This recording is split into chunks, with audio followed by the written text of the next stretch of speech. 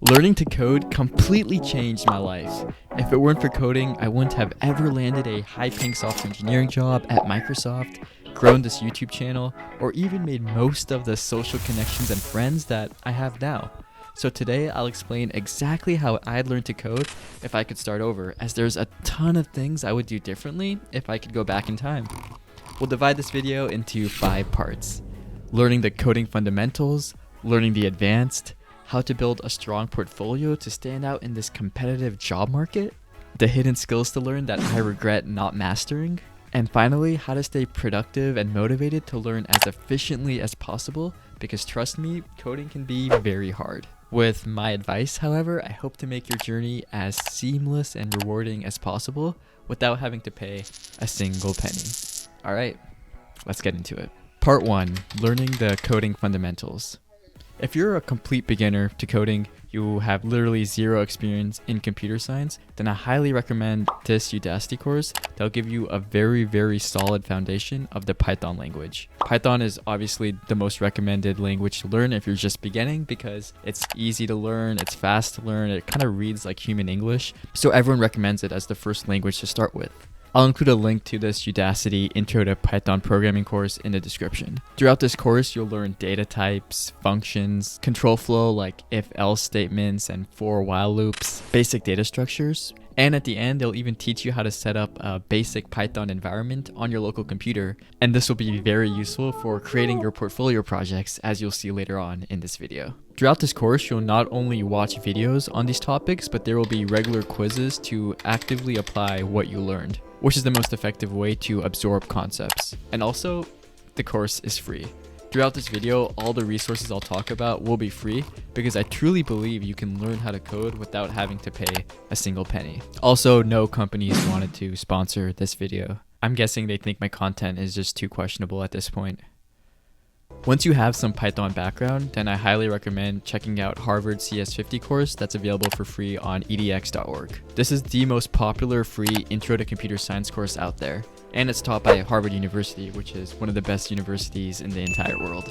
However, it is very fast-paced for beginners. I'm pretty sure the Harvard professor who teaches this course snorts cocaine before every lecture. This is CS50, Harvard University's Introduction to the Intellectual Enterprises of Computer Science. I took this course myself back in 1996. So it can be a little overwhelming for beginners, especially because they also go over more advanced concepts as well. So stick with the first Intro to Python course that I recommended on Udacity and then transition to this Harvard course once you feel comfortable with Python. Alright, so at this point you have done both courses, so you should have a very solid understanding of incredibly useful computer science concepts, such as the C language, data structures and algorithms, memory addressing, dynamic memory allocation, function call stacks, SQL databases, how the internet works, how to call APIs, web development via backend Python libraries, as well as front-end JavaScript and HTML, as well as other practical skills like using the command line interface and how to debug. And this is all from just dedicating a few weeks of your time to watching these lectures and doing some of the exercises. It personally took me years to understand and absorb all these concepts, so you've already saved a ton of time and money. However, your journey is just beginning. To truly differentiate yourself in this crowded job market and learn useful advanced skills, you have to dive a little deeper and apply what you learned even more. Part 2, learning the advanced. The advanced concepts we'll go over in this section are asked even in college campus interviews for internships, so make sure you don't gloss over this section because it can be incredibly valuable in these interviews. The first topic is machine learning and artificial intelligence. Every company is making big investments into AI initiatives in 2023, either creating or hiring some sort of artificial intelligence teams to integrate with ChatGPT in some way. So learning artificial intelligence is a strong bet on your future employment.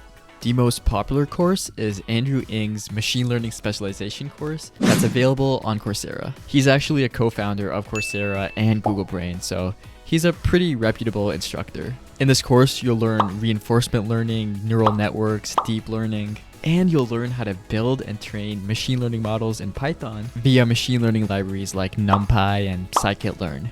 If you like the earlier Harvard University CS50 class, then I recommend taking Harvard's version of this machine learning class called CS50 Introduction to Artificial Intelligence with Python. and this is also available for free at edx.org. Alright, the second topic I want to go over is computer architecture, also known as computer systems at many schools. This is the intersection of software, operating systems, and compilers with the underlying hardware processors and disk drives. You'll go over topics like assembly code, concurrency, and virtual memory. I've mentioned in a previous video that Carnegie Mellon University's version of this course has all the course lecture notes available for free online. So while these courses will give you a glimpse into operating systems and compilers, you can dive a lot deeper into these concepts. I chose not to because those courses weren't a requirement to graduate at my college, so I chose not to because I'm lazy, but they are definitely super valuable classes. In fact, when the company NVIDIA was recruiting from my college campus, they split up everyone into two lines: people who had taken an operating systems class and people who hadn't taken an operating systems class. And the students who took the operating systems class were preferred candidates for these interviews. Alright, third advanced topic, algorithms and data structures. Yes, okay, you learned a little bit in that Udacity Python course and that Harvard CS50 course, but still you haven't really mastered these concepts yet, as you have to practice related problems to really let these topics sink in. That's why you gotta practice LeetCode. LeetCode will show you questions on a variety of topics like binary trees, queues, doubly linked lists, breadth first and depth first search, sorting algorithms. So make sure you practice LeetCode questions in all these categories to ensure you have a very, very solid foundation for whatever interview question that pops up at you. Practicing LeetCode is painful, like I know, I understand, but you have to do it. It's totally mandatory for these interviews. Whether at Google, Facebook, Microsoft, name the company, it literally doesn't matter. And as a quick anecdote, one of my friends who works at a startup tells me he will literally just look up easy and medium LeetCode questions anytime he has to interview a candidate that wants to join their company. So please trust me, this is incredibly valuable stuff to master. Alright, and our next advanced topic would be distributed systems and networking. For distributed systems, there's this course playlist available for free on YouTube that's taught by MIT instructors. And for networking, I have a Stanford University course playlist that's also available for free. Take these courses if you find them interesting or if you want to work on any cloud-based teams like Microsoft Azure, Amazon Web Services, Google Cloud, and many more.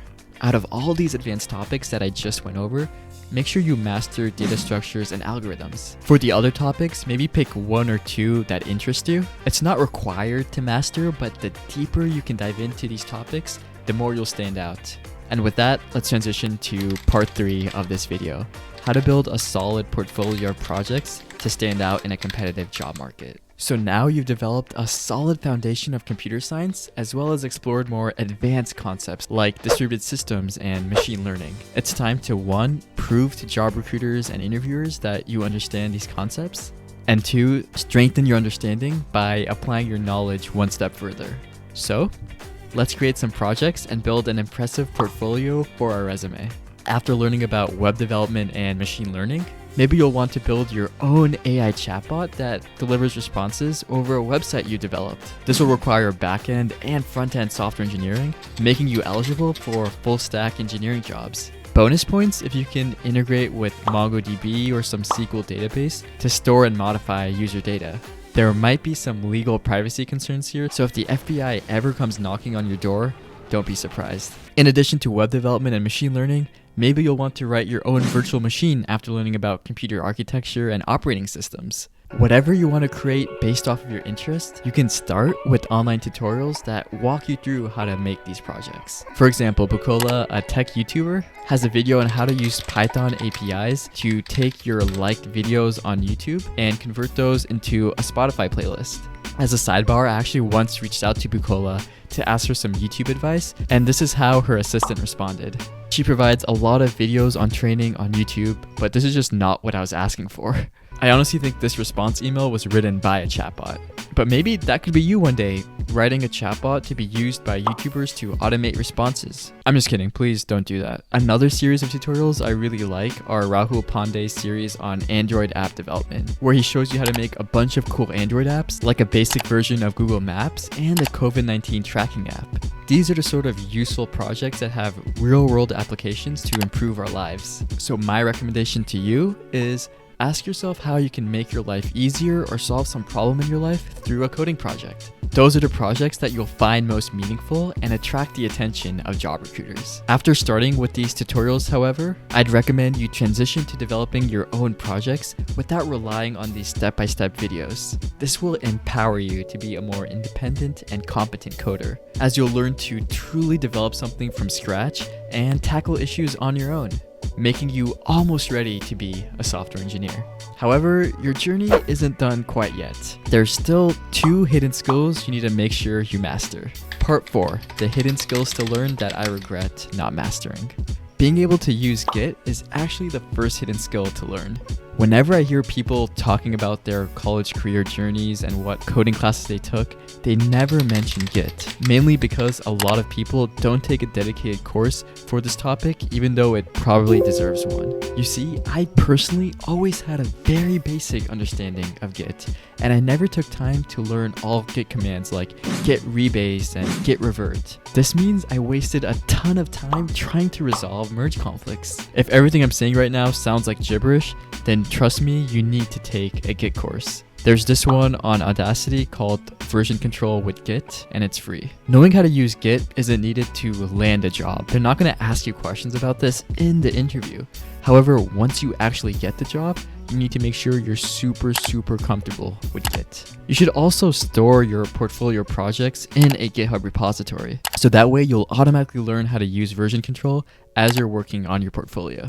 The second hidden skill you need to make sure you master is how to Google, or simply how to search. Every bug or issue you encounter when coding has probably already been encountered by someone else. If you can effectively search the web for your issue, that means you'll find someone that can either provide you the immediate answer, or they can give you the best troubleshooting tips in order to debug. So you need to become super efficient in debugging issues by looking up issues in Stack Overflow or Reddit.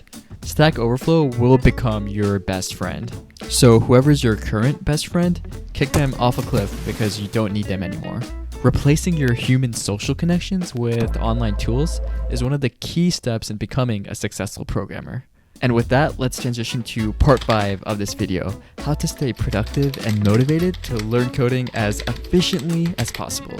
First tip, learn with a friend, join a community, create a community, do whatever to make sure you don't go through this process alone. I know I just said that you should replace your human social connections with online tools, but that was just a joke. Please don't actually do that. But if you can go through this coding journey with your friends, with peers, it'll make it so much more enjoyable and they will keep you motivated. For example, you can build portfolio projects by joining hackathons in your area, where you'll have teammates to guide and support you. Otherwise, the journey can be very lonely and stressful. So do yourself a favor, don't go through this journey alone.